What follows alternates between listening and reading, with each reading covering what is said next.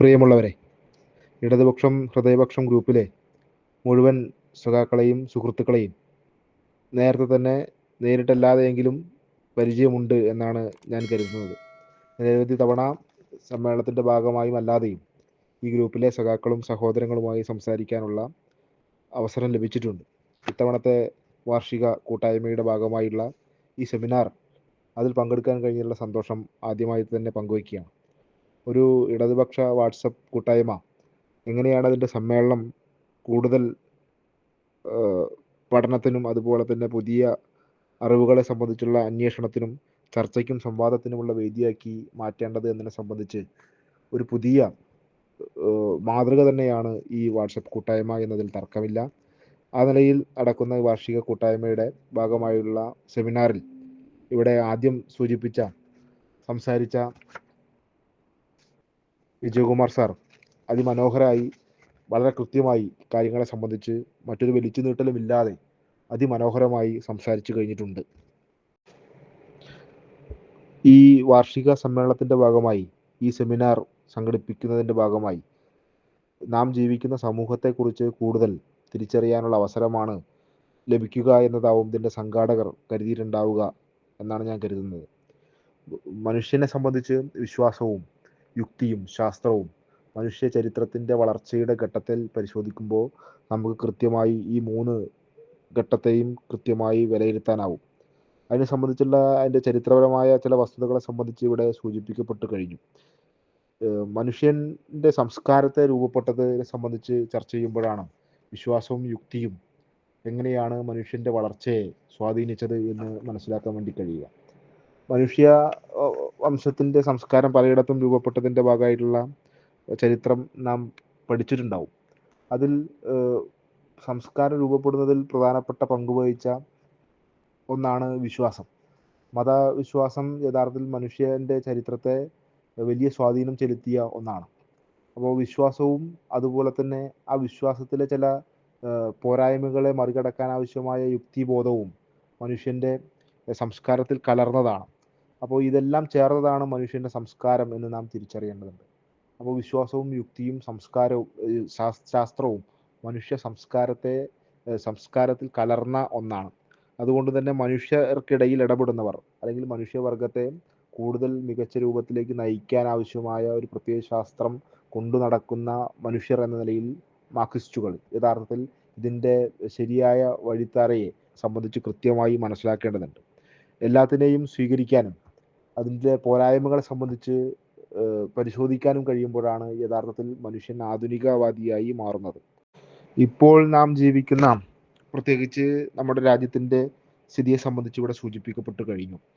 അതിൽ ഏറ്റവും പ്രധാനപ്പെട്ട ഒരു പ്രശ്നം വിശ്വാസം ശാസ്ത്രമായി കലരുന്നു അല്ലെങ്കിൽ ശാസ്ത്രമായി മാറുന്നു എന്നതാണ് വലിയ പ്രശ്നം. വിശ്വാസത്തെ ശാസ്ത്രവും ചരിത്രവുമായി മാറ്റുന്നതിന് വേണ്ടിയുള്ള ഒരു പ്രധാനപ്പെട്ട അജണ്ട ഇന്ത്യയിൽ നടപ്പിലാക്കപ്പെട്ടുകൊണ്ടിരിക്കുകയാണ്.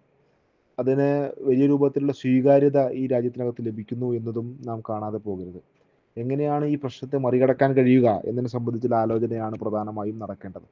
അത് യുക്തിപൂർവ്വം കാര്യങ്ങളെ നോക്കിക്കാണുക, വിലയിരുത്തുക, വിമർശനാത്മകമായി അതിനെ പരിശോധിക്കുക എന്നത് മാത്രമാണ് അതിനുള്ള പരിഹാരം.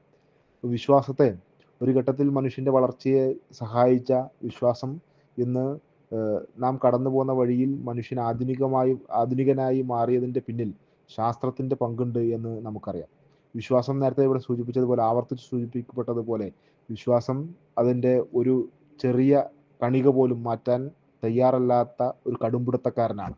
ശാസ്ത്രം അതിൻ്റെ എല്ലാ ഉള്ളറകളിലും ആവശ്യമായ പരിഷ്കാരങ്ങൾ അല്ലെങ്കിൽ അപ്ഡേഷൻസ് നടത്തിക്കൊണ്ടേയിരിക്കുന്ന ഒരു പ്രതിഭാസവുമാണ്. ആ നിലയിൽ നമുക്ക് മാറ്റത്തെ സംബന്ധിച്ച് അല്ലെങ്കിൽ എല്ലാം മാറ്റത്തിന് വിധേയമാണ് എന്ന ശാസ്ത്രത്തെ വിശ്വസിക്കുന്നവർ എന്ന നിലയിൽ ശാസ്ത്രത്തോടൊപ്പം ചേർന്ന് നിൽക്കുക എന്നത് നമ്മളെ സംബന്ധിച്ച് അനിവാര്യമായ ഒരു കാര്യമാണ്. പക്ഷേ ശാസ്ത്രബോധം വലിയ രൂപത്തിൽ പ്രചരിപ്പിക്കപ്പെടേണ്ട അല്ലെങ്കിൽ നേരത്തെ സൂചിപ്പിച്ചതുപോലെ ഭരണഘടനയിൽ തന്നെ എഴുതി വെക്കപ്പെട്ട നമ്മുടെ ലക്ഷ്യം ശാസ്ത്രബോധ പ്രചരണം മനുഷ്യൻ്റെ പൗരൻ്റെ ഉത്തരവാദിത്തമാണ് എന്ന് എഴുതി വെക്കപ്പെട്ട ഒരു രാജ്യത്ത് ഈ പറഞ്ഞ വിശ്വാസം ശാസ്ത്രബോധത്തെ ചരിത്രബോധത്തെ അട്ടിമറിക്കുന്ന ഒരു സാഹചര്യം വന്നു ചേർന്നിരിക്കുന്നു എന്ന് നാം കാണാതെ പോകരുത്. ഒരു ഘട്ടത്തിലും വിശ്വാസത്തിന് എതിരായ നിലപാട് സ്വീകരിച്ചവരല്ല മാർക്സിസ്റ്റുകാർ എന്ന് നമുക്കറിയാം. വിശ്വാസിക്ക് വിശക്കുന്നവന് ഭക്ഷണം പോലെ തന്നെയാണ് വിശ്വാസിക്ക് ആരാധനയ്ക്കുള്ള സ്വാതന്ത്ര്യം എന്ന് നാം പറയാറുണ്ട്.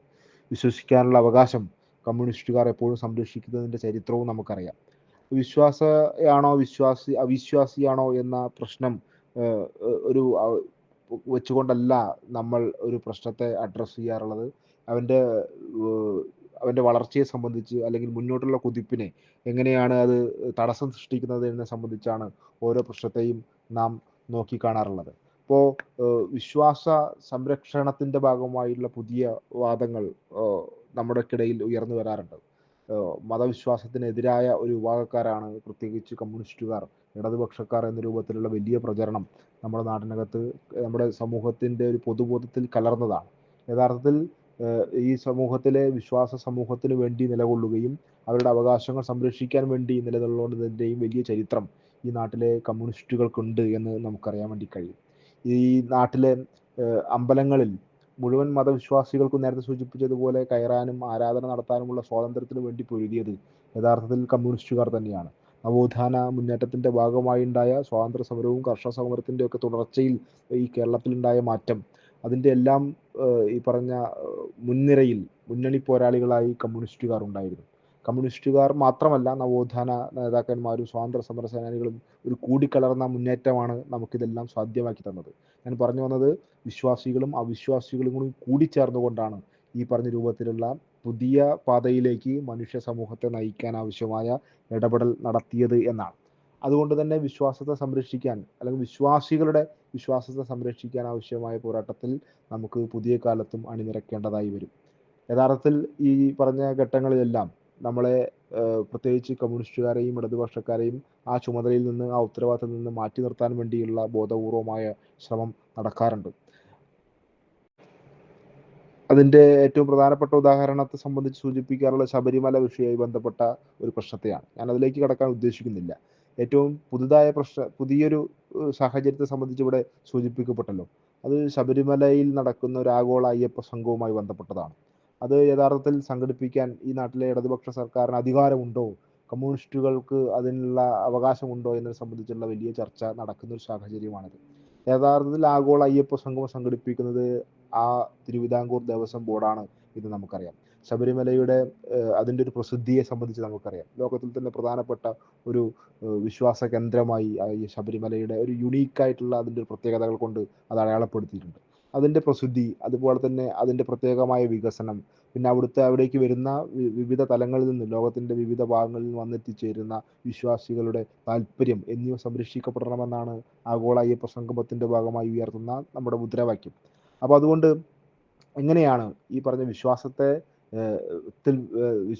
വിശ്വാസികളല്ലാത്ത ചിലർക്ക് അതിലെങ്ങനെയാണ് പങ്കുവഹിക്കാൻ കഴിയുക എന്നതിനെ സംബന്ധിച്ചാണ് ഇപ്പോൾ ചർച്ച നടക്കുന്നത്.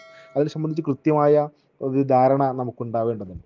യഥാർത്ഥത്തിൽ വിശ്വാസികളാണോ അല്ലെങ്കിൽ വിശ്വാസ സമൂഹമാണോ യഥാർത്ഥത്തിൽ ഈ പറഞ്ഞ ശബരിമലയുടെ വികസനത്തിൽ യഥാർത്ഥത്തിൽ പങ്കുവയ്ക്കുന്നത് എന്ന് നാം പരിശോധിക്കേണ്ടതുണ്ട്. വിശ്വാസികളായ മനുഷ്യർ, സാധാരണക്കാരായ തീർത്ഥാടകരായ മനുഷ്യർ അവരുടെ ജീവിതത്തിൻ്റെ ഭാഗമായിട്ടുള്ള അവിടെ വയ്ക്കുന്ന പല രൂപത്തിലുള്ള വഴിപാടുകളുടെയും കാണിക്കകളുടെയൊക്കെ ഭാഗമായി ഉണ്ടാകുന്ന വരുമാനമാണ് യഥാർത്ഥത്തിൽ അമ്പലത്തിൻ്റെ വരുമാനം. ആ വിശ്വാസത്തിൻ്റെ ഭാഗമായി ഉണ്ടാകുന്നതാണ്. ആ തുകയെ കൃത്യമായി വിനിയോഗിക്കുന്നത് എങ്ങനെയാണ്? കൃത്യമായി വിനിയോഗിക്കുന്നത് യുക്തിപരമായി ചിന്തിച്ചതിൻ്റെ ഭാഗമായിട്ടാണ്. അതിൻ്റെ ഭാഗമായിട്ടാണ് അതിൽ വലിയ രൂപത്തിലുള്ള വികസനങ്ങൾ ആ മേഖലയിൽ ഉണ്ടാകുന്നത്. അപ്പോൾ വിശ്വസിച്ചുകൊണ്ടിരുന്നാൽ അല്ലെങ്കിൽ പ്രാർത്ഥനയുടെ ഭാഗമായി ശബരിമലയിലേക്കുള്ള റോഡ് നേരെ പോകും. ശബരിമലയിലെ ഒരു പുതിയ വിമാനത്താവളം വരാൻ വേണ്ടി പ്രാർത്ഥിച്ചാൽ മാത്രം അത് സാധ്യമാവും. അതിനെന്ത് വേണം?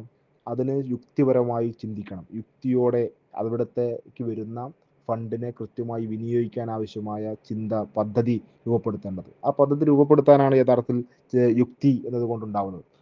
അത് മാത്രം മതിയോ? അത് മാത്രം പോരാ. അത് ഇംപ്ലിമെൻ്റ് ചെയ്യാൻ ആവശ്യമായ ശാസ്ത്രീയമായ അതിൻ്റെ ശാസ്ത്രത്തിൻ്റെതായ സാങ്കേതിക സംവിധാനങ്ങളെല്ലാം ഉപയോഗപ്പെടുത്താൻ വേണ്ടി കഴിയേണ്ടതുണ്ട്. അങ്ങനെയാണ് യഥാർത്ഥത്തിൽ ഈ പറഞ്ഞ വളർച്ചയുടെ ഈ ആഗോള അയ്യപ്പ സംഘവുമായി ബന്ധപ്പെട്ടുകൊണ്ട് കണക്ട് ചെയ്തുകൊണ്ട് എങ്ങനെയാണ് യുക്തിയും ശാസ്ത്രവും മനുഷ്യനെ നവീകരിക്കുന്നത് എന്നതിനെ സംബന്ധിച്ച് സൂചിപ്പിക്കാൻ വേണ്ടിയാണ് ഞാൻ ആ ഉദാഹരണത്തെ സംബന്ധിച്ച് ആദ്യം തന്നെ എടുത്തത്. അപ്പോൾ യഥാർത്ഥത്തിൽ പ്രാർത്ഥനകൾ കൊണ്ട് എന്ത് ചെയ്യാൻ സംഭവിക്കില്ല?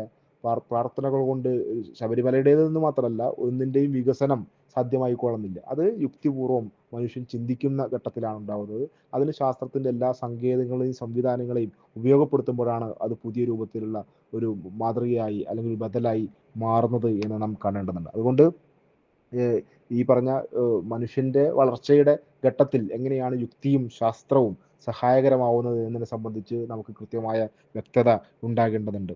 അതല്ലാതെ ഇതൊരു വിശ്വാസത്തിൻ്റെ മാത്രം പ്രശ്നമായി കാണുന്നു എന്നതാണ് മറ്റൊരു കൂട്ടരുടെ ചിലരുടെ സങ്കുചിത താല്പര്യങ്ങളുടെ ഭാഗമായിട്ടാണ്. അപ്പോൾ അവിടെ ഉണ്ടാവാൻ വേണ്ടി പോകുന്ന ഈ അയ്യപ്പ സംഗമത്തിൻ്റെ ഭാഗമായി വരാൻ പോകുന്ന ഫണ്ട് ഞാൻ ഇന്ന് കോടതി പോലും ചോദിച്ചത് അതാണ്. അതിലെങ്ങനെയാണ് അതിൻ്റെ വിനിയോഗം എന്നതിനെ സംബന്ധിച്ചാണ് സൂചിപ്പിച്ചത്. അപ്പോൾ ആ രൂപത്തിൽ ഉണ്ടാവുന്ന വലിയൊരു മാറ്റം ഈ പറഞ്ഞ ശബരിമലയെ ഒരു പുതിയ ലോകത്തിന് മുമ്പിൽ അവതരിപ്പിക്കാൻ കഴിയുന്നതിൻ്റെ ഭാഗമായി ഉണ്ടാവുന്ന രൂപത്തിലുള്ള പല രൂപത്തിലുള്ള അതിൻ്റെ ഒരു വലിപ്പം ഫണ്ടിങ് ഒക്കെ നമ്മൾ ഇതിൻ്റെ ഭാഗമായി കാണുന്നുണ്ട്. ആ രൂപത്തിലുള്ള ഒരു വിശാലമായ കാഴ്ചപ്പാടിലേക്ക് കടക്കുന്നു എന്നതാണ് അതിനെ സംബന്ധിച്ച് വളരെ പ്രധാനമായി നാം കാണേണ്ടത്. ഇന്ത്യയിൽ പക്ഷേ ഇത്തരം സാധ്യതകളെല്ലാം ഉപയോഗപ്പെടുത്തുന്നതിന് പകരം മിത്തുകളെയും അതുപോലെ തന്നെ കെട്ടുകഥകളെയും ഒക്കെ പല രൂപത്തിൽ നേരത്തെ സൂചിപ്പിച്ചതുപോലെ ചരിത്രവും ശാസ്ത്രവുമാക്കി മാറ്റാൻ വേണ്ടിയുള്ള ശ്രമം നടക്കുന്നു എന്നതിനെ സംബന്ധിച്ച് ഇവിടെ സൂചിപ്പിക്കപ്പെട്ടു. അതുകൊണ്ട് ഞാൻ അതിനെ സംബന്ധിച്ചുള്ള കൂടുതൽ ഉദാഹരണങ്ങളിലേക്കൊന്നും കടക്കുന്നില്ല. പക്ഷേ ചിലപ്പോൾ നമ്മൾ കൂടുതൽ ആവർത്തിച്ച് കേൾക്കുന്ന ചില സന്ദർഭങ്ങളുണ്ട്. അതൊന്ന് ഇപ്പോൾ വിമാനം കണ്ടുപിടിച്ചത് റൈറ്റ് സഹോദരന്മാരല്ല എന്ന് പ്രഖ്യാപിക്കപ്പെടുകയാണ്.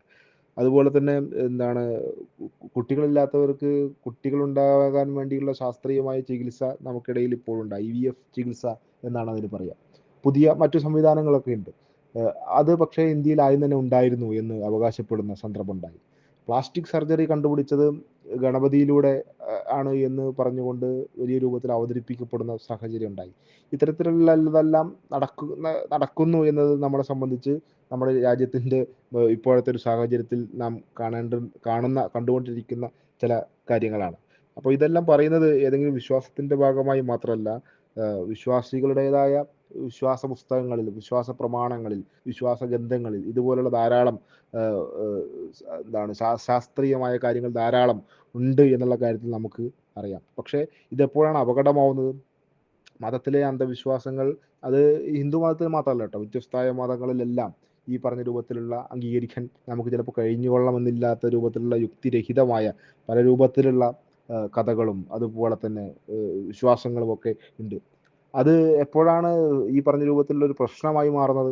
അത് ഇപ്പോൾ മുസ്ലിം മതത്തിൽ, ക്രിസ്ത്യൻ മതത്തിൽ, ഹിന്ദു മതത്തിലൊക്കെയുള്ള ഇത്തരത്തിലുള്ള കാര്യങ്ങളെ സംബന്ധിച്ച് നമുക്ക് എല്ലാവർക്കും അറിയാം. പലപ്പോഴും നമ്മളെല്ലാവരും അതിനെ സംബന്ധിച്ച് കേൾക്കാറുണ്ട്. ഭൂമി ഉരുണ്ടതാണോ പരന്നതാണോ എന്നതിനെ സംബന്ധിച്ചുള്ള കാര്യങ്ങളെല്ലാം പറയാറുണ്ടല്ലോ.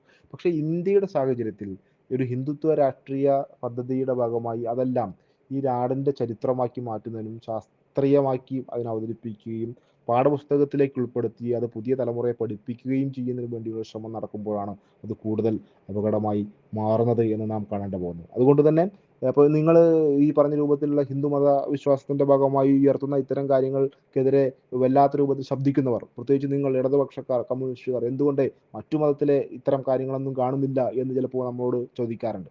യഥാർത്ഥത്തിൽ അതിനുള്ള മറുപടി ഇതാണ്. അവരുടെ ഏത് മതത്തിലുള്ള ഇത്തരത്തിലുള്ള വിശ്വാസങ്ങളെയും വിശ്വാസ പ്രമാണങ്ങളുടെ ഭാഗമായിട്ടുള്ള യുക്തിരഹിതവും അശാസ്ത്രീയവുമായ കാര്യങ്ങളെയെല്ലാം നമ്മൾ ഓരോ രൂപത്തിൽ തന്നെയാണ് കാണുന്നത്. പക്ഷേ എതിർക്കേണ്ടത് ഈ രൂപത്തിൽ, ഈ പറഞ്ഞ രൂപത്തിലേക്ക് നമുക്കിടയിലേക്ക് പൊതുമധ്യത്തിലേക്ക് ഇത്തരം കാര്യങ്ങൾ കൊണ്ടുവരാൻ വേണ്ടിയുള്ള നിർബന്ധ ബുദ്ധി ചിലർ കാണിക്കുന്ന ഘട്ടത്തിലാണ്. അപ്പോഴാണ് നമ്മൾ അതിൻ്റെ ഭാഗമായി പരിശോധിക്കേണ്ട മറ്റൊന്ന് കാര്യം, അതിനെ എതിർക്കുന്നവരെ എങ്ങനെയാണ് അവർ ഇല്ലാതാക്കാൻ വേണ്ടി ശ്രമിക്കുന്നത് എന്നാണ്. അവരെ മതവിശ്വാസത്തിന് എതിരാളികളും അല്ലെങ്കിൽ മതവിരോധികളുമാക്കി മാറ്റാൻ വേണ്ടിയുള്ള ശ്രമം നടക്കുന്നു എന്ന് നമുക്കറിയാം.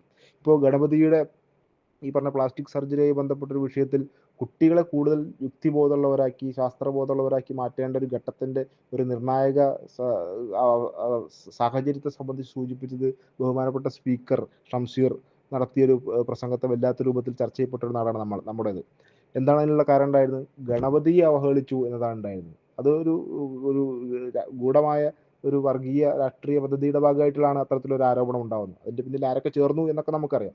പക്ഷേ യഥാർത്ഥത്തിൽ ഗണപതിയെ എന്തെങ്കിലും പറഞ്ഞോ? ഗണപതി ഒന്നും പറഞ്ഞില്ല. ഗണപതിയെ എന്ന് പറയുന്ന ആ പറഞ്ഞ ചില വിശ്വാസികളുടെ ഭാഗമായിട്ടുള്ള മിത്തോ സങ്കല്പമോ അല്ലെങ്കിൽ പുരാണോ എന്തോ ആവട്ടെ, അതിൻ്റെ ഭാഗമായിട്ടുള്ള അതിനെ തള്ളി പറയുകയല്ല. പക്ഷേ ഗണപതിയുടെ പ്ലാസ്റ്റിക് സർജറിയെ നമുക്ക് ശാസ്ത്രീയമായി മാറ്റുന്നതിനെതിരെയാണ് പറഞ്ഞത്. ഇത് ശരിയല്ല, ഇത് യഥാർത്ഥത്തിൽ വിമർശനാത്മകമായി പരിശോധിക്കേണ്ടതാണ് എന്നാണ് പറഞ്ഞത്. യുക്തിപൂർവ്വം ചിന്തിക്കേണ്ടത്, യുക്തിപരമായി പുതിയ തലമുറ ചിന്തിക്കേണ്ടതുണ്ട് എന്ന ചൂണ്ടിക്കാണിക്കലിനെയാണ് ഗണപതിയോടുള്ള അവഹേളനമാക്കി അതിനെ വളച്ചൊടിക്കുന്ന സാഹചര്യം ഉണ്ടായി. ഇത്തരത്തിലുള്ള ഒരു പ്രത്യേക സാഹചര്യം ഇന്ത്യക്കകത്ത് ഉണ്ട് എന്ന് നാം കാണാതെ പോകരുത്. അപ്പോൾ മതവിശ്വാസത്തെ പ്രത്യേകിച്ച് ഈ പറഞ്ഞ രൂപത്തിലേക്ക് പാഠപുസ്തകത്തിലേക്ക് ഉൾപ്പെടെ കടന്നു വരാൻ പോകുന്ന ഇത്തരത്തിലുള്ള മിത്തുകളെയും കെട്ടുകഥകളെയും വിമർശിക്കുന്നവരെ, മതവിശ്വാസത്തിനെതിരായവരെയും മതവിരോധികളുമാക്കി മാറ്റുന്നതിന് വേണ്ടിയുള്ള ബോധപൂർവമായ ശ്രമവും ഇന്ത്യയിൽ ഇപ്പോൾ നടക്കുന്നുണ്ട്. പിന്നെ ഒന്ന്, ഇവിടെ ഇന്ത്യയിലെ രാഷ്ട്രീയ സാഹചര്യവുമായി ബന്ധപ്പെട്ടുകൊണ്ടുള്ള ഒരു വിലയിരുത്തൽ പറഞ്ഞു. എന്താണ് അതിനെ സംബന്ധിച്ച് പറയേണ്ടത് എന്നതിനെ സംബന്ധിച്ച് ഒരു ക്ലാരിറ്റിയുടെ പ്രശ്നത്തെ സംബന്ധിച്ച് ഇവിടെ സൂചിപ്പിച്ചല്ലോ. വളരെ കൃത്യമായി നമുക്ക് പറയാൻ കഴിയണം, അത് ഹിന്ദുത്വ രാഷ്ട്രീയ പദ്ധതിയാണ് എന്ന് നാം കൃത്യമായി പറയേണ്ടതുണ്ട്. മതവും വിശ്വാസവുമായി ബന്ധമില്ലാത്തൊരു രാഷ്ട്രീയ പദ്ധതിയാണ് ഹിന്ദുത്വ എന്ന് 1923 VD സവർക്കർ തന്നെ പറഞ്ഞിട്ടുണ്ട്. അപ്പോൾ അതിൻ്റെ ലക്ഷ്യം എന്താണ് എന്നതിനെ സംബന്ധിച്ച് നമുക്ക് നല്ല ക്ലാരിറ്റി വേണം. ഇന്ത്യയിൽ ഈ പറഞ്ഞ പ്രവർത്തനങ്ങൾ സംഘടിപ്പിക്കുന്ന കൂട്ടർ എന്ന നിലയിൽ നമുക്ക് അത് സംബന്ധിച്ച് നല്ല ക്ലാരിറ്റി ഉണ്ടാകേണ്ടതുണ്ട്. മതത്തെ നിഷേധിച്ചാൽ യഥാർത്ഥത്തിൽ നമ്മൾ യുക്തിവാദിയാകുമോ എന്ന് ചിലർക്ക് തോന്നുന്നുണ്ടാവും. അതാണ് ഇന്ത്യയിലെ സാഹചര്യത്തിൽ നാം കൃത്യമായി അതിനെ സംബന്ധിച്ച് ധാരണയുണ്ടാക്കേണ്ടത്. ദൈവത്തെ നിഷേധിച്ചാൽ ചിലപ്പോൾ നിരീശ്വരവാദിയാവും. പക്ഷേ സവർക്കർ എന്ന് പറയുന്ന ഹിന്ദുത്വ രാഷ്ട്രീയ പദ്ധതിയുടെ ഉപജ്ഞാതാവ് യഥാർത്ഥത്തിൽ ഒരു പ്രഖ്യാപിത നിരീശ്വരവാദിയായിരുന്നു. നിരീശ്വരവാദിയായി കഴിഞ്ഞാൽ യുക്തിവാദിയാവൂ എന്നുള്ള പ്രശ്നവും നിലനിൽക്കുന്നുണ്ട്. അപ്പോഴാണ് ഈ പറഞ്ഞ രൂപത്തിലുള്ള നമ്മുടെ ഈ രാജ്യത്ത് നടപ്പിലാക്കാൻ വേണ്ടി ശ്രമിക്കുന്ന ഹിന്ദുത്വ രാഷ്ട്രീയ പദ്ധതിയെ സംബന്ധിച്ച് നമുക്ക് കൃത്യമായി മനസ്സിലാക്കേണ്ടതുള്ളത്. അപ്പോൾ വിശ്വാസത്തെ അല്ലെങ്കിൽ മതവിശ്വാസത്തെ എങ്ങനെയാണ് ഒരു രാഷ്ട്രീയ ഉപകരണമാക്കി മാറ്റുന്നതിനെ സംബന്ധിച്ച് നമുക്ക് മനസ്സിലാക്കാൻ വേണ്ടി കഴിയേണ്ടതുണ്ട്. അപ്പോൾ ഹിന്ദുത്വ എന്ന് പറയുന്ന രാഷ്ട്രീയ പദ്ധതി കഴിഞ്ഞ കാലങ്ങളിൽ, പ്രത്യേകിച്ച് ഈ വർത്തമാന കാലത്ത് ഏറ്റവും കൂടുതൽ അതിൻ്റെ ചരിത്രത്തിൽ ഏറ്റവും വലിയ ഗ്രാഫ് ഉയർത്തിയ ഒരു ഘട്ടമാണ്. RSSൻ്റെ 25-ാം വർഷമാണ് ഇത് നമുക്കറിയാം. പക്ഷേ കൃത്യമായി പറഞ്ഞാൽ ഈ പറഞ്ഞ രൂപത്തിൽ അതിൻ്റെ ഒരു രാഷ്ട്രീയ വളർച്ച വലിയ രൂപത്തിൽ ഉണ്ടായ ഒരു ഘട്ടമാണ് കഴിഞ്ഞ ഈ പറഞ്ഞൊരു ദശകം. ഇത് നമുക്കറിയാം. എങ്ങനെയാണ് ഇത് ഉണ്ടാക്കാൻ വേണ്ടി കഴിഞ്ഞത്? അതിപ്പോൾ ഈ പറഞ്ഞ കാലം കൊണ്ട് മാത്രം ഉണ്ടാക്കാൻ വേണ്ടി കഴിഞ്ഞതല്ല. അത് ഈ രാഷ്ട്രീയ നേട്ടം ഉണ്ടാക്കിയത് യഥാർത്ഥത്തിൽ രാഷ്ട്രീയമായ ഇടപെടലുകളുടെ മാത്രമല്ല എന്നതാണ് നാം തിരിച്ചറിയേണ്ടത്. അതെങ്ങനെയാണ് ഉണ്ടാക്കാൻ കഴിഞ്ഞത്? അത് നമ്മുടെ നേരത്തെ തുടക്കത്തിൽ ഞാൻ പറഞ്ഞ സംസ്കാരത്തിൽ ഇടപെട്ടുകൊണ്ടാണ്. എന്താണ് സംസ്കാരം? അപ്പോഴാണ് സംസ്കാരത്തിൻ്റെ കീറിയുള്ള പരിശോധന നാം നടത്തേണ്ടത്. സംസ്കാരം എന്ന് പറഞ്ഞിട്ടുണ്ടെങ്കിൽ വിശ്വാസം ചേർന്നതാണ്, അതുപോലെ തന്നെ യുക്തി ചേർന്നതാണ്, ശാസ്ത്രബോധം ചേർന്നതാണ്. അതിൽ ഈ കലർന്നും കലങ്ങിയും രൂപപ്പെട്ട ഈ സംസ്കാരത്തിൽ എങ്ങനെയാണ് ഈ വിശ്വാസകൾക്കിടയിൽ ഈ പറഞ്ഞ കഴിഞ്ഞ കാലങ്ങളിൽ ഹിന്ദുത്വ രാഷ്ട്രീയ പദ്ധതിക്കാർ, പല രൂപത്തിലാണ് അവരുടെ പേരുകൾ, അവരിടപെട്ടത് എന്നതിനെ സംബന്ധിച്ച് നാം പരിശോധിക്കേണ്ടി വരും. അങ്ങനെ വരുമ്പോഴാണ് നമ്മൾക്കിടയിൽ RSSൻ്റെ രൂപത്തിലുള്ള നേതൃത്വത്തിലുള്ള പരിപാടികൾ ഒക്കെ നമുക്കിടയിൽ കൂടിയും നടന്നതിനെ സംബന്ധിച്ച് നമുക്ക് മനസ്സിലാവുക. ഗണേശോത്സവവും നമുക്കിടയിലേക്ക് കടന്നു വന്നു. ശോഭായാത്രകൾ കൂടുതൽ മനോഹരമായി എന്നവകാശപ്പെടുന്ന രൂപത്തിൽ നമുക്കിടയിലേക്ക് കടന്നു വന്നു. ഇത്തരത്തിൽ പല രൂപത്തിലുള്ള ഈ പറഞ്ഞ രാഷ്ട്രീയത്തിലേക്ക് നമ്മുടെ ഹിന്ദുത്വ രാഷ്ട്രീയത്തിലേക്ക് കലർത്തുന്നതിന് വേണ്ടിയുള്ള നിരവധിയായ പരിപാടികൾ നമുക്കിടയിലേക്ക് കടന്നു വന്നു. അതിൻ്റെ ഭാഗമായിട്ട് എന്താ ഉണ്ടായത്? ഈ പറഞ്ഞ ആത്മീയമായി ഹിന്ദുവായ എന്ന് പറഞ്ഞാൽ വിശ്വാസത്തിൻ്റെ ഭാഗമായി നിൽക്കുന്ന ഹിന്ദു സമൂഹത്തെ രാഷ്ട്രീയ ഹിന്ദുവാക്കി പരിണമിക്കാൻ മാറ്റിയെടുക്കാൻ വേണ്ടി എന്ത് ചെയ്തു? ഈ പറഞ്ഞ സംഘപരിവാറിന് കൃത്യമായി കഴിഞ്ഞു എന്നതാണ് നാം കാണേണ്ടത്. ആ നിലയിൽ ഈ പറഞ്ഞ രാഷ്ട്രീയ ഹിന്ദുവിനെ അല്ലെങ്കിൽ ആത്മീയ ഹിന്ദുവിനെ ഒരു പൊളിറ്റിക്കൽ ഹിന്ദുവാക്കി മാറ്റാൻ വേണ്ടിയുള്ള ബോധപൂർവമായ ശ്രമങ്ങൾ ഇന്ത്യയിൽ വളരെ ഫലപ്രദമായി നടന്നുകൊണ്ടിരിക്കുകയാണ്. അതെങ്ങനെയാണ് കഴിയുന്നത്? അതിനവർ ഉപയോഗിക്കുന്ന ഏറ്റവും പ്രധാനപ്പെട്ട മാർഗം എന്ന് പറഞ്ഞാൽ ലക്ഷ്യത്തിലേക്കുള്ള മാർഗത്തെ സംബന്ധിച്ച് നാം പറയാറുണ്ടല്ലോ, ഭഗവത്ഗീതയിൽ പറഞ്ഞതുപോലെ, അതിനവർ ഉപയോഗിക്കുന്ന ഈ മാർഗം വർഗീയത തന്നെയാണ്. ആ വർഗീയത ഈ പറഞ്ഞ വിശ്വാസത്തെ ചൂഷണം ചെയ്തുകൊണ്ടാണ്, യുക്തിപൂർവ്വം ചിന്തിക്കാനുള്ള കഴിവിനെ ഇല്ലാതാക്കിക്കൊണ്ടാണ്. ഇത് രണ്ടും ഇല്ലാതായതുകൂടി എന്ത് ചെയ്തു? ശാസ്ത്രബോധത്തെ സംബന്ധിച്ച് ഉള്ള നമ്മുടെ ധാരണകൾ ഇല്ലാതായിക്കൊണ്ടിരിക്കുകയാണ്.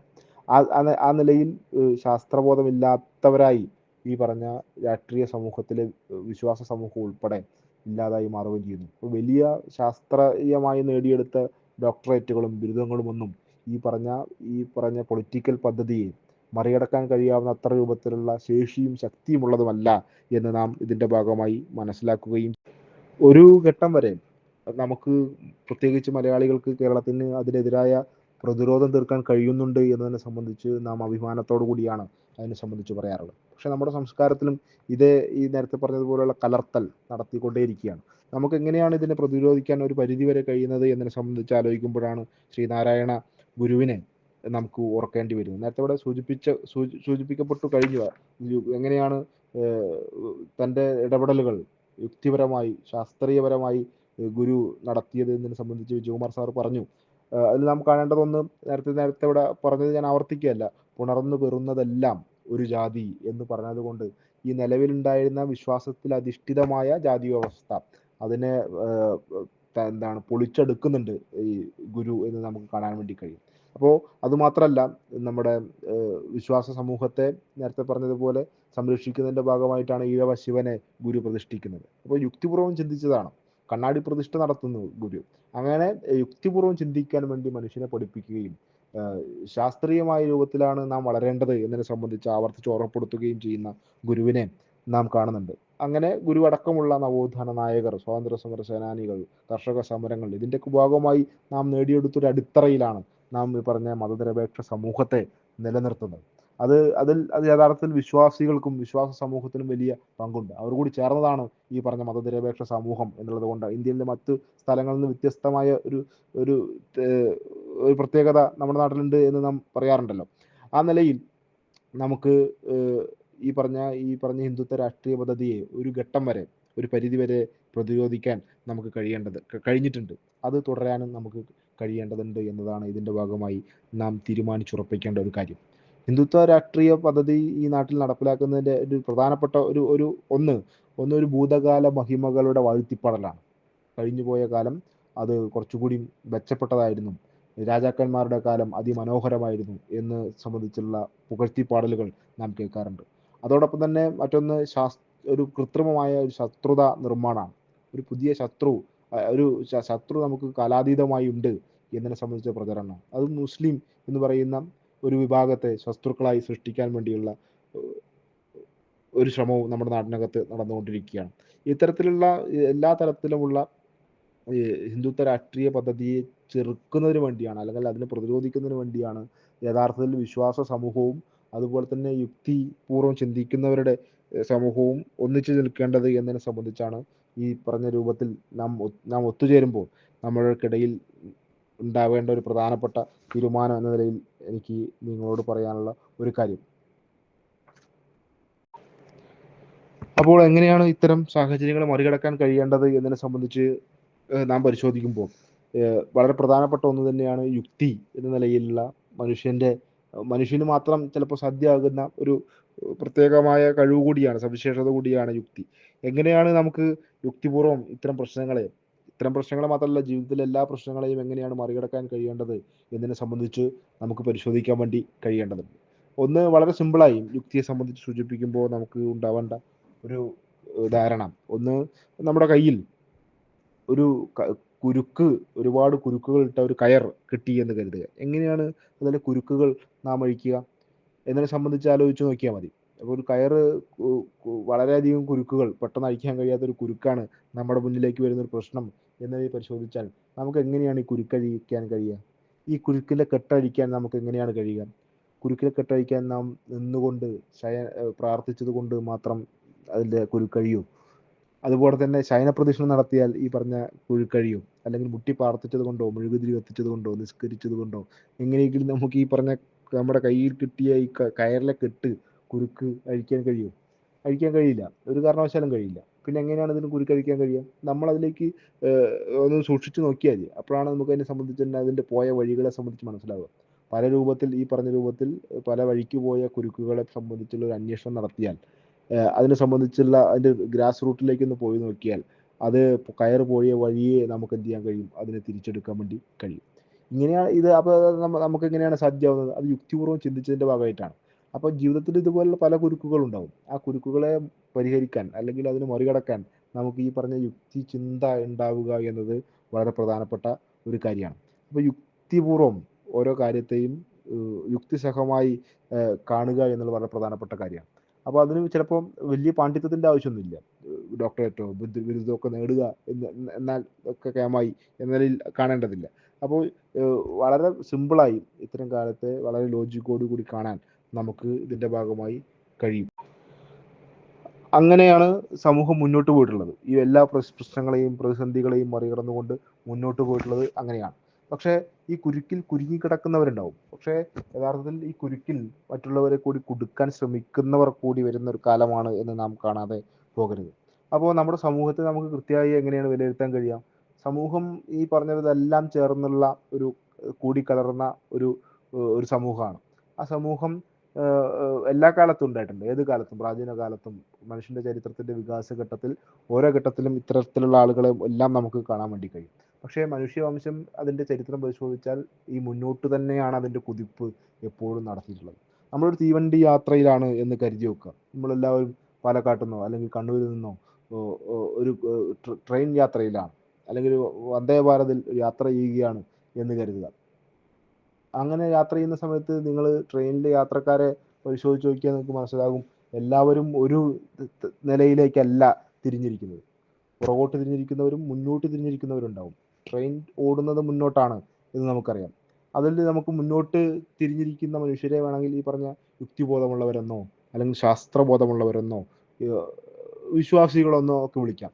പക്ഷേ പിറകോട്ട് തിരിഞ്ഞിരിക്കുന്നവരാരാണ്? പിറകോട്ട് തിരിഞ്ഞിരിക്കുന്നത് പൂർണ്ണമായും ഈ പറഞ്ഞ നേരത്തെ സൂചിപ്പിച്ചതുപോലെ അന്ധവിശ്വാസങ്ങളുള്ളവരെന്നോ അല്ലെങ്കിൽ അശാസ്ത്രീയമായി ചിന്തിക്കുന്നവരെന്നോ ശാസ്ത്രബോധമില്ലാത്തവരെന്നോ അല്ലെങ്കിൽ ഈ പറഞ്ഞ വിഭാഗത്തെയാകെ പ്രാചീനമായ കാലത്തേക്ക് കൂട്ടിക്കൊണ്ടുപോകണമെന്ന് ആഗ്രഹിക്കുന്ന പദ്ധതിയും രാഷ്ട്രീയമുള്ളവരാണോ എന്നും വേണമെങ്കിൽ പറയാം. പക്ഷേ ഇവരതിനു വേണ്ടിയുള്ള ശ്രമം, ഈ സമൂഹത്തെ പുറകോട്ട് കൊണ്ടുപോകുന്നതിന് വേണ്ടിയുള്ള എല്ലാ രൂപത്തിലുള്ള ശ്രമവും നടത്തിക്കൊണ്ടിരിക്കുന്നു. ഇപ്പോൾ ഹിന്ദുത്വ രാഷ്ട്രീയ പദ്ധതിക്കാർ നടത്തി കളിക്കുന്ന പോലെ, നേരത്തെ പറഞ്ഞതുപോലെ എന്താണ് ഗലീലിയോനെയും അതുപോലെ തന്നെ മറ്റു ശാസ്ത്രജ്ഞരെയും ഒക്കെ കൊന്നു കൊലപ്പെടുത്തി ഈ പറഞ്ഞ ശാസ്ത്രത്തിൻ്റെ നേട്ടത്തെ ഇല്ലാതാക്കാൻ വേണ്ടി ശ്രമിച്ച പൗരോഹിത്യ സമൂഹം ഉണ്ടല്ലോ, അവരായിക്കോട്ടെ, ഇവരെല്ലാം ഈ പറഞ്ഞ പിന്തിരിഞ്ഞിരിക്കുന്നവരാണ്. അവരെല്ലാവരും ഈ പറഞ്ഞ സമൂഹത്തിനിടയിലുണ്ട്. പക്ഷേ യഥാർത്ഥത്തിൽ വൈകുന്നേരം കയറിയ വണ്ടി ഈ പറഞ്ഞ കൂട്ടർ എന്തൊക്കെ ശ്രമിച്ചാലും ശരി, അവസാനം നേരം ഇരുട്ടി വെളുക്കുമ്പോഴേക്കും തിരുവനന്തപുരത്തേക്ക് എത്തിയിരിക്കും എന്നുള്ള കാര്യത്തിൽ എന്തെങ്കിലും തർക്കമുണ്ടോ? ഒരു തർക്കവുമില്ല. ഇത് തന്നെയാണ് നമ്മുടെ സമൂഹത്തിൻ്റെ ഈ ഒരു രൂപം, അല്ലെങ്കിൽ അത് സമൂഹത്തിൻ്റെയും സാഹചര്യം ഇതുപോലെ തന്നെയാണ് എന്ന് നാം കരുതേണ്ടതുണ്ട്.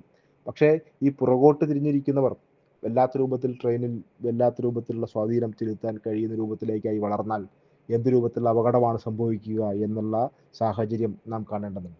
പ്രത്യേകിച്ച് നാം ജീവിക്കുന്ന ലോകം, പ്രത്യേകിച്ച് ഇന്ത്യ, ഒരു നവഫാസിസത്തിൻ്റെ ഘട്ടത്തിലാണ് ചെന്നെത്തി നിൽക്കുന്നത് എന്ന് നമുക്കറിയാം. അതുകൊണ്ട് ഈ പറഞ്ഞ വാഹനത്തെ തന്നെ ഇല്ലാതാക്കാൻ വേണ്ടിയുള്ള ബോധപൂർവമായ ശ്രമം ഈ രാജ്യത്തിനകത്ത് അവർ നടത്തിക്കൂടായികയില്ല. അതുകൊണ്ട് തന്നെ ഈ മുന്നോട്ടുള്ള പോക്ക് എന്തായാലും ലക്ഷ്യപ്രാപ്തിയിലേക്കുള്ളതാണ് എന്നതിനെ സംബന്ധിച്ച് നമുക്ക് നല്ല ബോധ്യമുണ്ട്.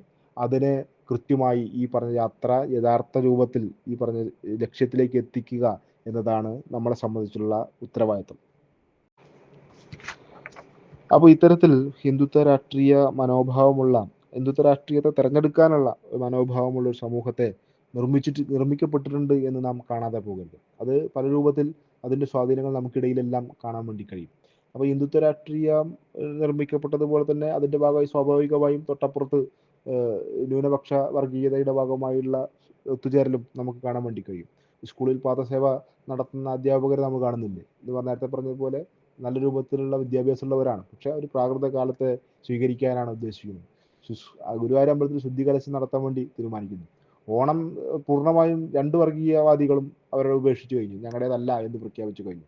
ഞങ്ങളുടേത് വാമന ജയന്തിയാണെന്ന് ഭൂരിപക്ഷ വർഗീയതയും ഇത് നമ്മളിൽപ്പെട്ട ആഘോഷമല്ല എന്ന് മുസ്ലിം വർഗീയതയും പ്രഖ്യാപിക്കുന്ന സാഹചര്യം ഉണ്ടായി. ഇത്തരത്തിൽ നമ്മുടെ സമൂഹത്തെ പുറകോട്ട് പ്രാകൃത കാലത്തേക്ക് കൂട്ടിക്കൊണ്ടുപോകാൻ വേണ്ടിയുള്ള നാം കടന്നു പോകുന്ന ഈ സാഹചര്യത്തിൽ നാം നേടിയെടുത്ത മുന്നേറ്റങ്ങളെ ഇല്ലാതാക്കാൻ വേണ്ടിയുള്ള ബോധപൂർവമായ ശ്രമങ്ങൾ നടത്തുന്ന ഒരു ഒരു ഒരു ഒരു കാലമായി നമുക്ക് ഈ കാലത്തെ കാണാൻ വേണ്ടി കഴിയും.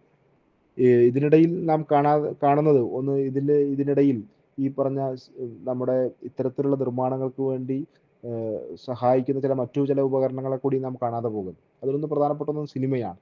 സിനിമ നേരത്തെ പറഞ്ഞതുപോലെ ഭൂതകാല ത്തിൻ്റെ വല്ലാത്ത രൂപത്തിലുള്ള വാഴ്ത്തിപ്പാടലുകളിൽ അഭിരമിക്കുന്ന രൂപത്തിലുള്ള പല രൂപത്തിലുള്ള സിനിമകളും നമുക്കിടയിലേക്ക് ധാരാളം കടന്നു വരാറുണ്ട്. അതിൻ്റെ ഭാഗമായിട്ടാണ് ആയിരക്കണക്കിന് പതിനായിരക്കണക്കിന് ഭടന്മാർ ഒത്തുചേരുന്ന രൂപത്തിലുള്ള വലിയ ബിഗ് സ്ക്രീനുകളിൽ വരുന്ന രാജകൊട്ടാരത്തിൽ നിന്നുള്ള യുദ്ധങ്ങളെ സംബന്ധിച്ച് നാം കാണുന്നു. അതൊരു വലിയ കാലമായിരുന്നു, അതൊരു സമ്പന്നവും സുവർണവുമായ കാലമായിരുന്നു എന്ന് പ്രഖ്യാപിക്കുന്ന ഒരു രൂപത്തിലുള്ള സിനിമകൾ നിർമ്മിക്കപ്പെടുന്നുണ്ട്. അതോടൊപ്പം തന്നെ ഇപ്പോൾ ഏറ്റവും ഒടുവിൽ നന്നായി അതിൻ്റെ പ്രതികരണങ്ങൾ വന്നുകൊണ്ടിരിക്കുന്ന ഒരു സിനിമയാണ് ലോക. വളരെ മനോഹരമായ സിനിമയാണ്. കേരളത്തിൽ ആദ്യമായി ഒരു സൂപ്പർ വുമൺ എന്താണ് ജനിച്ചിരിക്കുന്നു എന്നതിനെ സംബന്ധിച്ചൊക്കെ നമുക്ക് അഭിമാനമുള്ള ഒരു കാര്യമാണ്. പുതിയ സിനിമയാണ്. പക്ഷെ നാം അതിൽ കാണാതെ പോകുന്നത് എന്താണ്? ഒന്ന്, തലമുറകളിലൂടെ കടന്നു പോയിട്ടുള്ള ചില അന്ധവിശ്വാസങ്ങൾ അല്ലെങ്കിൽ കെട്ടുകഥകളും യക്ഷിക്കഥകളും ഒക്കെ അതിൻ്റെ ഏറ്റവും ആധുനികമായ സാങ്കേതിക സംവിധാനങ്ങളെല്ലാം ഉപയോഗപ്പെടുത്തിക്കൊണ്ട് പുതിയ തലമുറയിലേക്ക് ഉൾപ്പെടെ അതിനെ കൊണ്ടുചെന്നെത്തിക്കാൻ വേണ്ടി കഴിയുന്നു. ഒരു പുതിയ സൂപ്പർ വുമൺ നിർമ്മിച്ചാൽ പോരെ? എന്തിനാണതിന് കള്ളിയങ്കാട്ട് നീലി എന്ന് പറയുന്ന ഒരു ഒരു ഒരു പഴയ കാലത്തെ ചരിത്രമല്ല, ഒരു ഐതിഹ്യമായി കൊണ്ടുപോയി കൂട്ടിക്കെട്ടുന്നത് എന്തിനാണ്? അപ്പോൾ ബോധപൂർവമായും അല്ലാതെയും ഈ രൂപത്തിലുള്ള പല രൂപത്തിലുള്ള നിർമ്മിതികൾക്ക് ആവശ്യമായ ഹിന്ദുത്വ രാഷ്ട്രീയത്തിന് അനുകൂലമായ ഒരു സാഹചര്യം നിർമ്മിച്ചെടുക്കാൻ ആവശ്യമായ സാഹചര്യങ്ങൾ ഇന്ത്യയിലാകെ നടക്കുന്നുണ്ട്. അതോടൊപ്പം തന്നെ മറ്റൊന്ന് ചേർത്ത് വയ്ക്കേണ്ടത്, എങ്ങനെയാണ് ഇതിനെ മറികടക്കാൻ മറ്റാരെങ്കിലും ഉണ്ടോ എന്നതിനെ സംബന്ധിച്ച് നാം പരിശോധിക്കേണ്ട ഒന്ന്. അതൊന്ന്, യുക്തിവാദികൾ എന്ന നിലയിൽ ഈ പറഞ്ഞതിനെ എതിർക്കുന്ന ഒരു കൂട്ടർ, നാസ്തികർ എന്നൊക്കെ പറയുന്ന കൂട്ടർ നമുക്കിടയിൽ കഴിഞ്ഞ കാലങ്ങളിൽ നിന്നും വ്യത്യസ്തമായി കൂടുതൽ സംഘടിതമായി പരിപാടികളും പ്രഖ്യാപനങ്ങളും ഒക്കെ നടത്തുന്ന കൂട്ടരായി ഈ പറഞ്ഞ ഡിജിറ്റൽ സാങ്കേതിക സംവിധാനങ്ങൾ ഉപയോഗപ്പെടുത്തിക്കൊണ്ട് ഇൻഫ്ലുവൻസർമാരൊക്കെയായി നമുക്കിടയിലേക്ക് വന്നിരുന്ന ആളുകളുണ്ട്. പക്ഷേ ഇന്ത്യയിൽ, പ്രത്യേകിച്ച് കേരളത്തിൽ പ്രബലമായ ആ നാസ്തിക കൂട്ടായ്മയുടെ നേതൃത്വത്തിൽ ഇരിക്കുന്നവരുടെ സ്വഭാവത്തെ സംബന്ധിച്ചും അവരുടെ ആശയപ്രചരണ രീതിയെ സംബന്ധിച്ചും പരിശോധിച്ച് നോക്കിയാൽ നമുക്ക് മനസ്സിലാവും അതൊരു സംഘപരിവാർ അനുകൂലമാണ്. അല്ലെങ്കിൽ പ്രത്യേകിച്ച് ഈ പറഞ്ഞ വലതുപക്ഷ രാഷ്ട്രീയത്തിന് കീഴടങ്ങിക്കൊണ്ടുള്ള ചില പ്രചരണങ്ങളാണ് അവരും നടത്തിക്കൊണ്ടിരിക്കുന്നത് എന്ന് നാം കാണാതെ പോകരുത്. വിശ്വാസ സമൂഹത്തെ ചൂഷണം ചെയ്തുകൊണ്ടാണ് വലിയ രൂപത്തിൽ വർഗീയമായ അജണ്ട നടപ്പിലാക്കാൻ വേണ്ടി വലിയ രൂപത്തിലുള്ള ശ്രമം നടക്കുന്നത് എന്ന് ഇതിൻ്റെ ഭാഗമായി നമുക്ക് കാണാൻ വേണ്ടി കഴിയും. ഇതിനെ പ്രതിരോധിക്കാൻ ആവശ്യമായ നമ്മുടെ കയ്യിലുള്ള ഏക മാർഗം നേരത്തെ സൂചിപ്പിച്ചതുപോലെ യുക്തിബോധവും അതുപോലെ തന്നെ ശാസ്ത്രബോധവുമാണ് എന്ന് നാം കാണേണ്ടതുണ്ട്. അങ്ങനെയാണ് മനുഷ്യൻ്റെ വളർച്ച, വികാസം ഉണ്ടായത് എന്നതിനെ സംബന്ധിച്ച് വലിയ വിപുലമായ പ്രചാരണം അല്ലെങ്കിൽ ബോധവൽക്കരണം നടത്താനെ സംബന്ധിച്ചും നമുക്ക് കഴിയേണ്ടതുണ്ട്. ഒന്ന്, നമുക്ക് കഴിഞ്ഞ ദിവസങ്ങളിൽ വന്നൊരു വാർത്തയെ സംബന്ധിച്ച് ഒന്ന് പരിശോധിച്ചാൽ നമുക്ക് മനസ്സിലാവുന്ന കാര്യം ഒന്ന്, കേരളത്തിൽ ശിശു മരണനിരക്ക് 5 കുറഞ്ഞു എന്ന് കാണാൻ വേണ്ടി കഴിയും. കേന്ദ്രത്തിൻ്റെ ഒരു ഏജൻസിയുടെ പഠനത്തിൻ്റെ ഭാഗമായിട്ടുള്ളതാണ്. ഇന്ത്യയിൽ അത് 25 എന്ന് പറഞ്ഞാൽ കുട്ടികൾ ജനിക്കുമ്പോൾ 25 പേർ മരിച്ചു പോകുന്നു എന്നതാണ് കണക്ക്. അത് അമേരിക്കയിൽ 5.6. എങ്ങനെയാണ് നമുക്ക് ഈ നേട്ടം കൈവരിക്കാൻ വേണ്ടി കഴിഞ്ഞത്? നേരത്തെ പറഞ്ഞതുപോലെ ഏതെങ്കിലും ഒരു വിശ്വാസ പ്രമാണത്തിൻ്റെ ഭാഗമായുള്ള പ്രാർത്ഥനയുടെയോ അല്ലെങ്കിൽ ആചാരങ്ങളുടെയോ ഭാഗമായിട്ടാണോ? ഇല്ല. യുക്തിപൂർവ്വം എങ്ങനെയാണ് ഒരു പ്രശ്നത്തെ പരിഹരിക്കാൻ വേണ്ടി കഴിയുക എന്നതിനെ സംബന്ധിച്ചുള്ള ഏറെ നാളത്തെ ഗൃഹപാഠത്തിൻ്റെയും അതിൻ്റെ പ്രായോഗികമായ വൽക്കരണത്തിൻ്റെയും ഭാഗമായിട്ടാണ് ഇതെല്ലാം നമുക്ക് കഴിഞ്ഞത്. അതിനെല്ലാ തരത്തിലുള്ള ശാസ്ത്ര സാങ്കേതിക സംവിധാനങ്ങളുടെ പിന്തുണയും നമുക്കുണ്ടായിട്ടുണ്ടാവും. ആ നിലയിലാണ് നമ്മൾ ഓരോന്നിനെയും കാണേണ്ടത്. റഷ്യ പുതിയ ഒരു വാക്സിൻ കണ്ടെത്തിയിരിക്കുന്നു എന്നതിനെ സംബന്ധിച്ച് നമ്മൾ അതിയായ സന്തോഷത്തിലാണ്. നമ്മുടെ ഇടയിൽ എല്ലാം ഇത്തരത്തിലുള്ള ക്യാൻസർ പേഷ്യൻസ് ഉണ്ടാവുന്നു എന്നതിനെ സംബന്ധിച്ച് വലിയ രൂപത്തിലുള്ള ആകുലത, ജീവിതത്തെ അത്തരത്തിൽ നോക്കിക്കാണുന്നവരാണ് നമ്മൾ. ആ സമൂഹം എല്ലാം വളരെ വലിയ രൂപത്തിലാണ് അതിനെ സ്വീകരിച്ചത്. പക്ഷേ ഇന്ത്യയിൽ ഈ പറഞ്ഞ രൂപത്തിലുള്ള നല്ല രൂപത്തിലുള്ള ശാസ്ത്ര ഗവേഷണങ്ങൾക്ക് ആവശ്യമായ പിന്തുണ ലഭിക്കുന്നുണ്ടോ, ഫണ്ടിങ് നടക്കുന്നുണ്ടോ എന്നതിനെ സംബന്ധിച്ച് നാം പരിശോധിക്കേണ്ടത്. നേരത്തെ ഇവിടെ വിജയകുമാർ സാർ അതിനെ സംബന്ധിച്ച് പറഞ്ഞു. പക്ഷേ കിട്ടുന്നത് നേരത്തെ പറഞ്ഞതുപോലെയുള്ള ഈ നമ്മുടെ പിന്നോട്ട് നടക്കാൻ ആവശ്യമായ രൂപത്തിലുള്ള ശ്രമങ്ങൾക്കാണ് കൂടുതൽ പിന്തുണ ലഭിക്കുന്നത് എന്ന് ഇന്ത്യയിൽ നാം കാണുകയാണ്. അതിനിടയിലാണ് വ്യത്യസ്തമായ ചില നേട്ടങ്ങൾ നമ്മുടെ ചെറിയ കേരളം, കുഞ്ഞു കേരളം നടത്തുന്നത് എന്ന് നാം കാണാതെ പോകരുത്. അപ്പോൾ എന്തിനാണ് ഈ ശാസ്ത്ര ബോധം നമ്മൾ ഉയർത്തിപ്പിടിക്കുന്നത് എന്നതിനെ സംബന്ധിച്ച് കൃത്യമായ ധാരണ നമുക്കുണ്ടാകേണ്ടതുണ്ട്. ശാസ്ത്രബോധവും അതുപോലെ തന്നെ ശാസ്ത്രീയ പഠനവും സംബന്ധിച്ചുള്ള ക്ലാരിറ്റിയും നമുക്കുണ്ടാകേണ്ടതുണ്ട്. അപ്പോൾ നമുക്ക് മനസ്സിലാവുന്ന ഒരു കാര്യം, നമ്മുടെ ഇന്ത്യയിൽ പ്രത്യേകിച്ച് ശാസ്ത്ര സാക്ഷരത എന്നത് വളരെ പ്രധാനപ്പെട്ട ഒരു കാര്യമാണ്. നേരത്തെ പറഞ്ഞതുപോലെ ശാസ്ത്ര സാക്ഷരത ഉണ്ടാവാൻ നമുക്ക് അതിനെ സംബന്ധിച്ചുള്ള ആഴത്തിലുള്ള പഠനം നടത്തിയാൽ മാത്രം മതി. അതിൻ്റെ ഭാഗമായി ധാരാളം പഠനം നടത്താൻ ആവശ്യമായ സംവിധാനങ്ങൾ IIT-കളും സ്ഥാപനങ്ങളും ഒക്കെ ഇന്ത്യയിൽ ധാരാളമുണ്ട് എന്ന് പറഞ്ഞാൽ നെഹ്റുവിൻ്റെ കാലത്ത് തുടങ്ങിയ അത്തരം ശ്രമങ്ങൾക്ക് വലിയ രൂപത്തിലുള്ള കുറവുണ്ടായിട്ടുണ്ട്. എങ്കിൽ പോലും ഈ പറഞ്ഞ സ്ഥാപനങ്ങൾ നമുക്കിടയിൽ ഉണ്ട് എന്ന് നമുക്ക് കാണാൻ വേണ്ടി കഴിയും. അപ്പോൾ എങ്ങനെയാണ് നമ്മുടെ നാട്ടിൽ ഇപ്പോൾ ശാസ്ത്ര സാക്ഷരത മാത്രം ഉണ്ടായതുകൊണ്ട് മാത്രം പ്രത്യേകമായ കാര്യമില്ല, ശാസ്ത്രീയ മനോഭാവം കൂടി ഉണ്ടാവേണ്ടത് എന്നതിനെ സംബന്ധിച്ച് നാം കാണേണ്ടതുണ്ട്. ശാസ്ത്രജ്ഞാനവും ശാസ്ത്രബോധവും അല്ലെങ്കിൽ ശാസ്ത്രീയ മനോഭാവവും രണ്ടും വ്യത്യസ്തമാണ്. എങ്ങനെയാണ് വ്യത്യസ്തമാവുന്നത് നമുക്ക് നോക്കിയാൽ കാണാൻ വേണ്ടി കഴിയും. ശാസ്ത്ര സാക്ഷരത സയൻസിലും ടെക്നോളജിയിലൊക്കെയുള്ള അടിസ്ഥാനമായുള്ള അറിവുകളാണ്.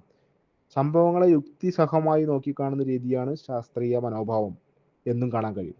അന്ധവിശ്വാസങ്ങളിൽ വീണു പോവാതെ തെളിവുകളെ ആശ്രയിക്കുന്ന ഒരു രീതിയാണത്. നിങ്ങളുടെ വാട്സപ്പിൽ കിട്ടിയ വിവരങ്ങളുണ്ടല്ലോ, അതാണല്ലോ പ്രധാനമായും എന്താണ് ശാസ്ത്രീയമായ വിവരമായി പങ്കുവയ്ക്കപ്പെടുന്നത്. അപ്പോൾ ശാസ്ത്രീയമായി കിട്ടിയതല്ലെന്നും അത് പങ്കുവയ്ക്കുന്ന രീതിയല്ലെന്നും നാം മനസ്സിലാക്കുകയും യുക്തിപൂർവ്വം ഇതിനെ വിലയിരുത്തി തീരുമാനങ്ങൾ എടുക്കുകയും പരിശോധിക്കുകയും ചെയ്യാനുള്ള കഴിവാണ് ശാസ്ത്രീയ മനോഭാവം. അല്ലെങ്കിൽ കിട്ടിയത് ഫോർവേഡ് ചെയ്യുന്ന രീതി നമ്മുടെ നാട്ടിനകത്ത് ഇപ്പോൾ വലിയ രൂപത്തിലുണ്ട് എന്ന് നമുക്ക് അറിയാവുന്ന കാര്യമാണല്ലോ. അപ്പോൾ അതോടൊപ്പം തന്നെയാണ് ഈ പറഞ്ഞ ശാസ്ത്രത്തോടൊപ്പം തന്നെ കപടശാസ്ത്രവും ഇന്ത്യയിൽ ഇതോടൊപ്പം തന്നെ പ്രചരിക്കുന്നുണ്ട്. പ്രത്യേകിച്ച് നമ്മുടെ നാട്ടിൽ ഉൾപ്പെടെ പുരോഗമന സമൂഹം എന്ന് അവകാശപ്പെടുന്ന നമ്മുടെ നാട്ടിലും ഈ പറഞ്ഞ പ്രശ്നങ്ങളെല്ലാം നിലനിൽക്കുന്നുണ്ട്. അപ്പോൾ എങ്ങനെയാണ് ഇതിന് കപടശാസ്ത്രം യഥാർത്ഥത്തിൽ ശാസ്ത്രബോധത്തിന് വെല്ലുവിളിയാവുന്നത്?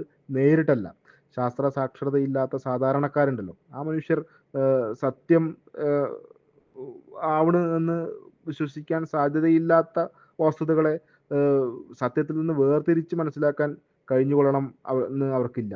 കാരണം അവർക്ക് അതിനാവശ്യമായുള്ള വിദ്യാഭ്യാസം ലഭിച്ചിട്ടില്ല എന്ന് നമുക്കറിയാം. അത്തരത്തിലുള്ള ആളുകൾക്കിടയിലേക്കാണ് ഈ കപടശാസ്ത്രവാദികൾ അല്ലെങ്കിൽ അതിൻ്റെ പ്രചാരകർ വലിയ രൂപത്തിലുള്ള സ്വാധീനം ചെലുത്തുന്നത്, ആഴത്തിൽ കടന്നു ചെല്ലുന്നത് എന്ന് കാണാൻ വേണ്ടി കഴിയും. ഇന്ത്യയിലാണെങ്കിൽ ഈ പറഞ്ഞ ഇന്ത്യയിലെ ഔദ്യോഗിക സംവിധാനങ്ങളെല്ലാം കപടശാസ്ത്രം പ്രചരിപ്പിക്കുന്നതിൽ വലിയ പ്രധാനപ്പെട്ട പങ്കുവഹിക്കുകയും ചെയ്യുന്നുണ്ട് എന്ന് നമുക്ക് കാണാൻ വേണ്ടി കഴിയും. അത് പ്രത്യേകിച്ച് ഇന്ത്യയിൽ നടക്കുന്നത് അവരുടെ രാഷ്ട്രീയ ലാഭത്തിനാണ് എന്ന് നമുക്ക് കാണാൻ വേണ്ടി കഴിയുകയും ചെയ്യും. അപ്പോൾ വിശ്വാസികളും അതുപോലെ തന്നെ ശാസ്ത്രബോധമുള്ളവരും യുക്തിബോധമുള്ളവരും ഒക്കെ ഇടകലർന്ന് ജീവിക്കുന്ന ഈ സമൂഹത്തിൽ എങ്ങനെയാണ് നാം മുന്നോട്ട് പോകേണ്ടത് എന്നതിനെ സംബന്ധിച്ചുള്ള കുറച്ചുകൂടി വ്യക്തമായ ചില ധാരണ ഉണ്ടാക്കാൻ വേണ്ടി ഈ ചർച്ചയും കൂട്ടായ്മയും സഹായിക്കുമെന്ന് തന്നെയാണ് ഞാൻ കരുതുന്നത്.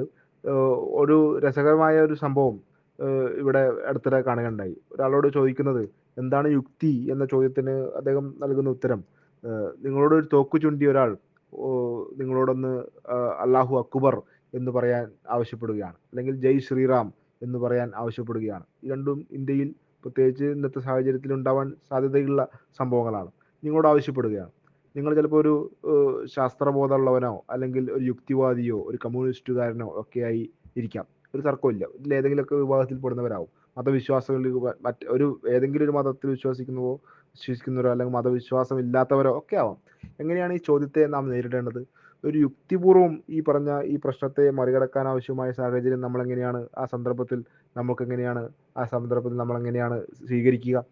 അപ്പോൾ നിങ്ങളോട് തോക്ക് ചുണ്ടിയ ഒരാൾ ഈ പറഞ്ഞ രൂപത്തിൽ ജയ് ശ്രീറാമെന്നോ അല്ലെങ്കിൽ അല്ലാഹു അക്ബർ എന്നോ പറയാൻ ആവശ്യപ്പെടുന്ന സമയത്ത് നാം എന്ത് ചെയ്യണം എന്നെ സംബന്ധിച്ച് നമുക്ക് ഒന്ന് ആലോചിച്ച് നോക്കുക. എങ്ങനെയാണ് ആലോചിച്ച് നോക്കുമ്പോൾ നമുക്ക് പറയാനുള്ള ഉള്ള ഉത്തരം, ഒന്ന്, ആ സമയത്ത് ഞാൻ എന്താണ് ചെയ്യേണ്ടത് എന്നതിനെ സംബന്ധിച്ച് ആലോചിക്കുമ്പോൾ കൃത്യമായി മനസ്സിലാവും. നമ്മൾ ആ സമയത്ത് ഒന്നുകിൽ ജയ് ശ്രീറാമെന്നോ അല്ലെങ്കിൽ അല്ലാഹു അക്ബർ എന്നോ പറയുക എന്നതാണ്. അല്ലെങ്കിൽ വെടി പൊട്ടും എന്നുള്ള കാര്യത്തിൽ യാതൊരു തർക്കമില്ല. അതുകൊണ്ട് യുക്തിപൂർവ്വം ചിന്തിക്കുക. ഈ സാഹചര്യത്തെ മറികടക്കാൻ ആവശ്യമായ യുക്തിപൂർവമായ ചിന്ത എന്നുള്ളത് വളരെ പ്രധാനപ്പെട്ട കാര്യമാണ്. പിന്നീടാണ് അതിനെ സംബന്ധിച്ചുള്ള പരിശോധന നടത്തേണ്ടത്. ഇതൊരു രസകരമായ ഒരു വീഡിയോയിൽ ഒരു സാഹചര്യത്തെ സംബന്ധിച്ച് സൂചിപ്പിച്ചു എന്ന് മാത്രം. അപ്പോൾ ഓരോ സാഹചര്യവും എങ്ങനെയാണ് നേരത്തെ പറഞ്ഞ പോലെ കയറിൻ്റെ കുരുക്കഴിക്കുന്നത് പോലെ നമുക്ക് ഈ പറഞ്ഞ യുക്തിപൂർവ്വം കാര്യങ്ങളെ കാണാൻ വേണ്ടി കഴിയേണ്ടതുണ്ട്. ശബരിമലയിലെ വികസനം നടത്തേണ്ടത് യുക്തിപൂർവ്വമായി കാണുന്ന ഒരു കാര്യമാണ്. അതിൽ വിശ്വാസിയാണോ വിശ്വാസമില്ലാത്ത ആളാണോ എന്നുള്ള കാര്യത്തിലൊന്നും അതിന് തർക്കമില്ല.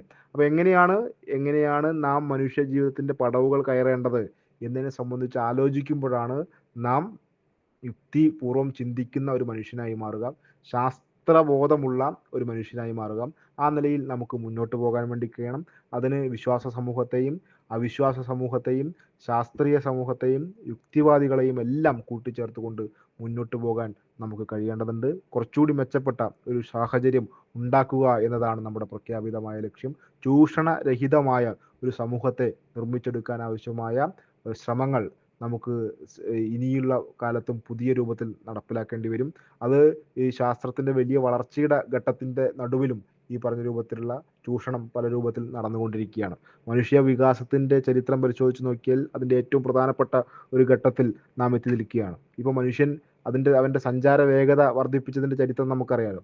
ചക്രത്തിൽ നിന്ന് തുടങ്ങി നമ്മളിപ്പോൾ വലിയ രൂപത്തിലുള്ള വാഹനങ്ങൾ ഉപയോഗപ്പെടുത്തുന്നു. അതിൻ്റെ ഭാഗമായി സഞ്ചരിക്കുന്നതിൻ്റെ പാത വിപുലപ്പെടുത്തിയിരിക്കുന്നു. ഏറ്റവും ഒടുവിൽ മൂൺ ടു മാഴ്സ് എന്ന് പറയുന്ന പുതിയ പദ്ധതിയാണ് മനുഷ്യൻ രൂപപ്പെടുത്തിയിരിക്കുന്നത്. എന്താണ് മൂൺ ടു മാഴ്സ്? നമ്മൾ ഈ പറഞ്ഞ കുതിച്ചുചാട്ടം ഒരു ഘട്ടത്തിൽ നിന്ന് ആ കുതിച്ചുചാട്ടത്തിൻ്റെ ഒരു ഘട്ടത്തിലെത്തി അവിടെ നിന്ന് വീണ്ടും കുതിക്കുക എന്നതാണ്. മനുഷ്യ രാശി ആദ്യമായി അമ്പിളിമാമനിൽ അല്ലെങ്കിൽ കാലുകുത്തിയ സമയത്ത് നീൽ ആംസ്ട്രോങ് പറഞ്ഞത്, ചന്ദ്രനിൽ കാലുകുത്തിയപ്പോൾ നീൽ ആംസ്ട്രോങ് പറഞ്ഞത്, എന്നെ സംബന്ധിച്ച് ഇത് വ്യക്തിപരമായ ഒരു ചുവടുവെപ്പാണ്, പക്ഷെ മനുഷ്യരാശിയുടെ ഒരു കുതിച്ചുചാട്ടമാണ് എന്നാണ് നീൽ ആംസ്ട്രോങ് പറഞ്ഞത്. ഇപ്പോഴോ മനുഷ്യൻ ആ കുതിച്ചുചാട്ടം നടത്തിയ മൂണിൽ കാലുകുത്തി അവിടുന്ന് വീണ്ടും മാർസിലേക്ക് ചാടാൻ വേണ്ടി പോവാണ്. ആ രൂപത്തിൽ മനുഷ്യന്റെ വളർച്ച എന്ന് പറയുന്നത് വലിയ രൂപത്തിൽ മാറിയിരിക്കുന്നു. നിർമ്മിത ബുദ്ധിയുടെ സാഹചര്യം, അതുപോലെ തന്നെ AI ടെക്നോളജിയുടെ വിപുലമായ സാധ്യത ഇതിനിടയിലെല്ലാം നിൽക്കുകയാണ്. ഇതിനിടയിൽ നിൽക്കുമ്പോഴും മനുഷ്യനെ ചൂഷണം ചെയ്യുന്നു, അല്ലെങ്കിൽ ഇല്ലാതാക്കാൻ വേണ്ടിയുള്ള ബോധപൂർവമായ ശ്രമം നടക്കുന്നു, ദുരുപയോഗം, ശാസ്ത്ര സാങ്കേതിക സംവിധാനത്തെ എല്ലാം ദുരുപയോഗം ചെയ്യുന്നു. ഇത്തരമെല്ലാമുള്ള സാഹചര്യം നമുക്കിടയിൽ നിലനിൽക്കുകയാണ്. അതുകൊണ്ട് തന്നെ കൂടുതൽ മനുഷ്യ പക്ഷത്ത് നിൽക്കുന്ന മാനവികതയിൽ അധിഷ്ഠിതമായ മതനിരപേക്ഷ സ്വഭാവമുള്ള ശാസ്ത്രബോധം, ശാസ്ത്രീയമായ സാധ്യതകൾ മനുഷ്യവംശത്തിൻ്റെ വളർച്ചയ്ക്ക് ഉപയോഗിക്കണം എന്ന് കരുതുന്ന ഒരു പുതിയ സമൂഹം വളർന്നു വരിക തന്നെ വേണം എന്നതിനെ സംബന്ധിച്ച് നമുക്ക് കൃത്യമായ ധാരണയുണ്ടാക്കണം. അതിൽ ഈ നേരത്തെ സൂചിപ്പിച്ചതുപോലെ തീവണ്ടിയിൽ പുറകെ തിരിഞ്ഞിരിക്കുന്നവർ കൂടിയും നമ്മുടെ കൂടെ ഉണ്ടാവും. അവരൊക്കെ ഉണ്ടെങ്കിൽ പോലും ഈ വണ്ടി മുന്നോട്ട് തന്നെ കുതിക്കും. മനുഷ്യൻ്റെ വളർച്ചയുടെ വികാസത്തിൻ്റെ ഘട്ടത്തെ നമുക്ക് കൂടുതൽ മുന്നോട്ട് പോകാൻ, പ്രത്യേകിച്ച് ഇടതുപക്ഷക്കാർക്കും കമ്മ്യൂണിസ്റ്റുകാർക്കും കൂടുതൽ ഫലപ്രദമായി ഇനിയും കഴിയേണ്ടതുണ്ട് എന്ന് മാത്രം സൂചിപ്പിക്കുന്നു. നിങ്ങളോട് ഇത്തരം കാര്യങ്ങളെ സംബന്ധിച്ചുള്ള എൻ്റെ ചില കാഴ്ചപ്പാടുകൾ അല്ലെങ്കിൽ ചില ധാരണകൾ നിങ്ങളുമായി പങ്കുവയ്ക്കാൻ കഴിഞ്ഞതിലുള്ള സന്തോഷം പങ്കുവയ്ക്കുന്നു. ഈ പറഞ്ഞ കൂട്ടായ്മയുടെ ഭാഗമായി ചേരാനുള്ള അവസരം ലഭിച്ചതിൽ ഒരിക്കൽ കൂടി ആഹ്ലാദം പങ്കുവെച്ചുകൊണ്ട് ഈ പറഞ്ഞ വാർഷിക സമ്മേളനത്തിന് എല്ലാവിധ ഭാവുകങ്ങളും അഭിവാദ്യങ്ങളും നേരുന്നു. നിർത്തുന്നു.